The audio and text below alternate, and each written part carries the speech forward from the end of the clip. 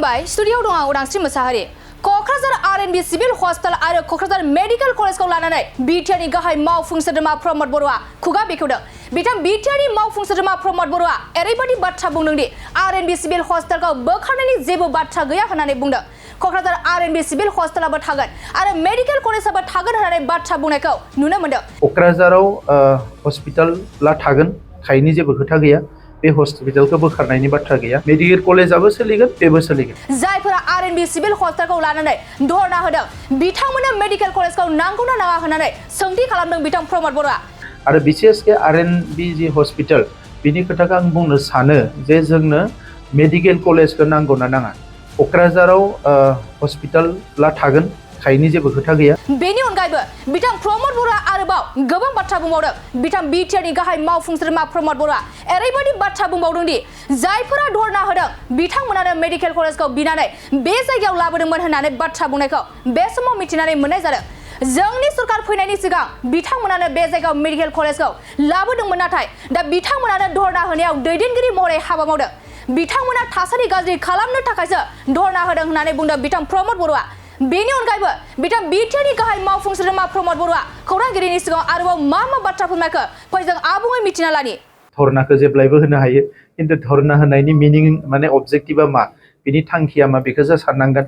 आरो बिसेसके RNB जि hospital बिनि खोथाखौ आं बुंनो सानो जे जोंनो मेडिकेल कलेजखौ नांगौना नाङा।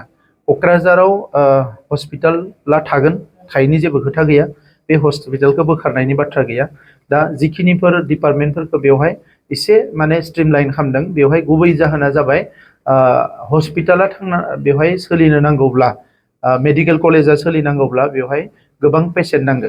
फ्राय बिथांमोना 800सो पेसेन्ट पार डे नांगोन होननानै बुंदों। बेरामिफोर थांनांगोन। दा बे 800 बेरामिफ्रा थांनांगौब्ला बेवहाय जुदि सारला जोबनानै थायोब्ला मोनसे जायगायाव 800 जाया। दा नंखायनो क'क्राझार मेडिकेल कलेजखौ बिथांमोननो नांगोना नाङा बेसो सोंलु।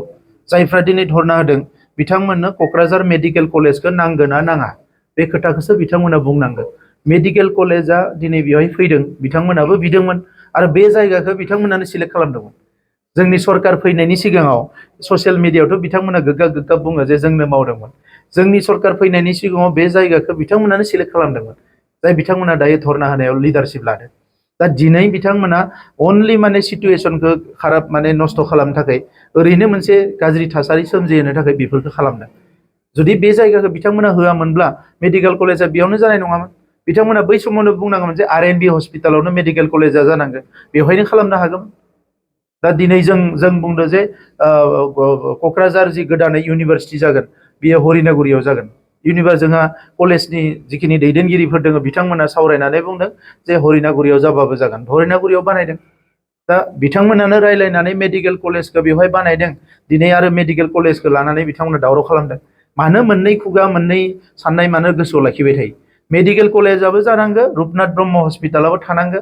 बे मोननै खोथाखौ लानानै जोंबो सिन्था खालामदों। नाथाय दिनै जोंनि दिनैनि कनसार्नआ जाबाय जेरैखि जाया मेडिकेल कलेजाव जि पेसेन्ट बेरामिफोर बिसोरनि नाम्बारा बांनांगौ, अब्लासो मेडिकेल कलेजा कन्टिनिउ जागोन, सास्टेन जागोन। मानोना बेखौ मेडिकेल काउन्सिला बेखौ नायगिरो। दा नंखायनो गोबां मेडिकेल कलेज आसामाव जाबाय। बै मेडिकेल कलेजफ्रा फाइन होनो गोनां जादों। गोबां निटफोरखौ बिथांमोना क्राइटेरियाखौ मिट खालामनो हायाखै मालाबा।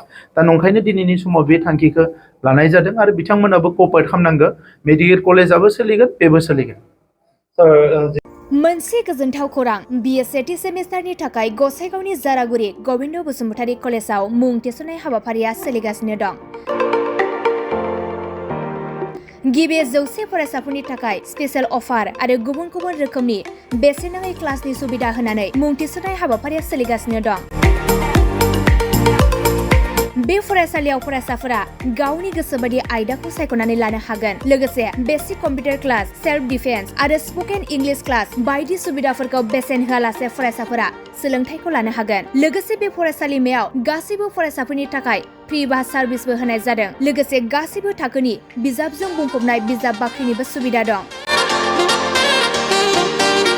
आरो बे खेबनिफ्राय एग्जाम सेन्टार हिसाबै फरायसाफोरा गावनिनो आंगो गबिन्द बसुमतारी फरायसालिमायावनो आनजाद होनो हागोन। बिनिखायनो गासैबो जौसिन फरायसालिनिफ्राय उथ्रिसारनाय फरायसाफोरखौ गबिन्द बसुमतारी फरायसालिमायाव खम बेसेनावनो एडमिसन लानानै गोबां सुबिदाफोरनि खाबु लानो हागोन। बांसिनै मिन्थिनो थाखाय 9101784754 7002 71929 97066808878 नम्बराव नोंथांमोना खौरां लानो हागोन।